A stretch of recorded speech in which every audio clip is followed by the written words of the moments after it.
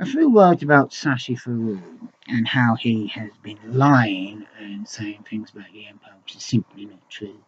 One of the things he's been saying is that the fingers of weavers was cut off. There is no evidence of this whatsoever. And another thing he said is that we in Britain are rich today because of the empire. That is absolute cobswallop.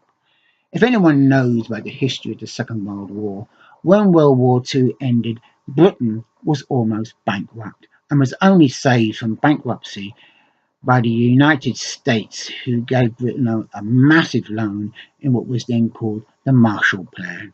This loan was only paid off in 2006. So if we are rich today because of the empire, how is that when Britain was almost bankrupt at the end of the Second World War?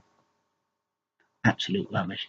Now, my major thing I want to talk about, and I'm going to be very brief on this, is because I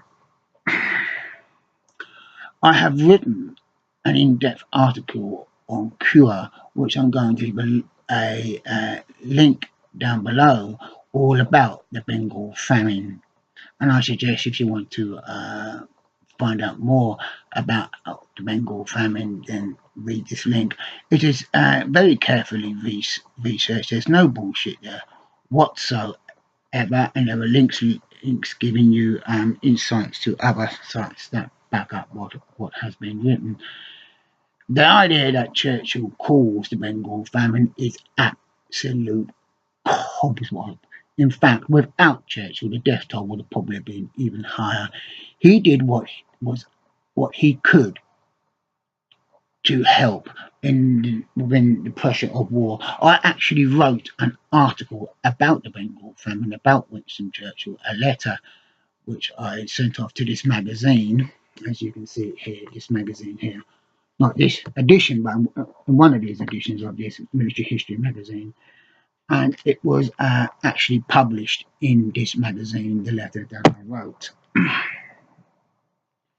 The fact is, Churchill was very concerned about what was going on in the Bengal, and he actually wrote a letter begging the Americans for more ships so he could send food to Bengal.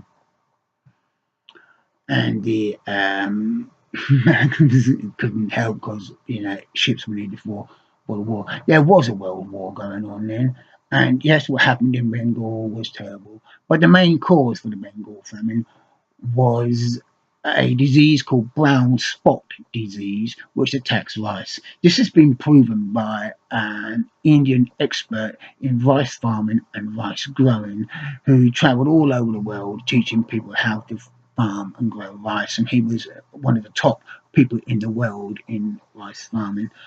And again, his name is mentioned in the article that I've written in Cure, and you'll find his name down there and what he has to say about the Bengal famine.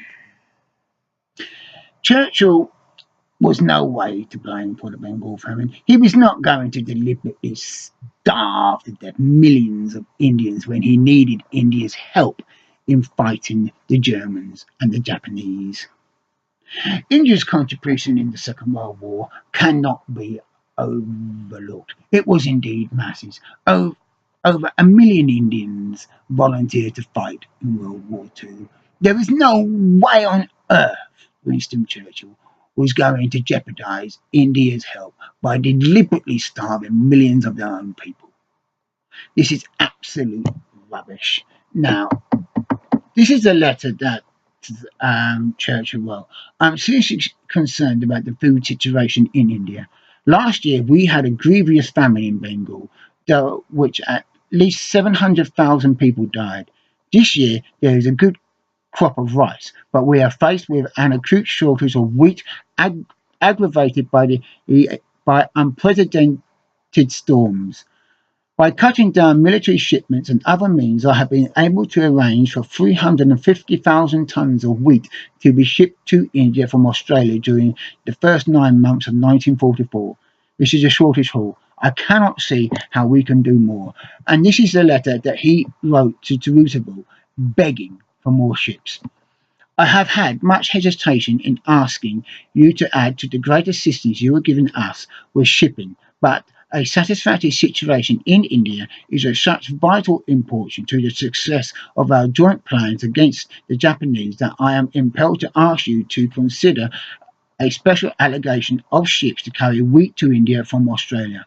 We have the wheat in Australia, but we lack the ships. I have resisted for some time the Viceroy's request that I should ask you for help, but I am no longer justified in asking for your help. Now, that is a letter that Winston Churchill wrote.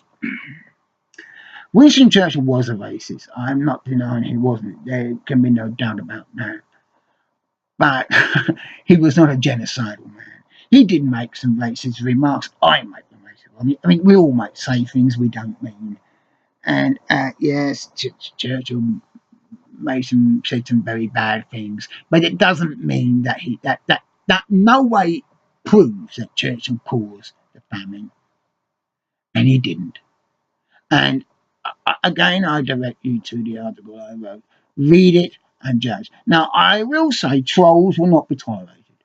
If people cannot debate in a civilized manner without being nasty, then their comments will be deleted and they will be banned from commenting on my travel on my channel. Sorry, and that's all I have to say on this issue.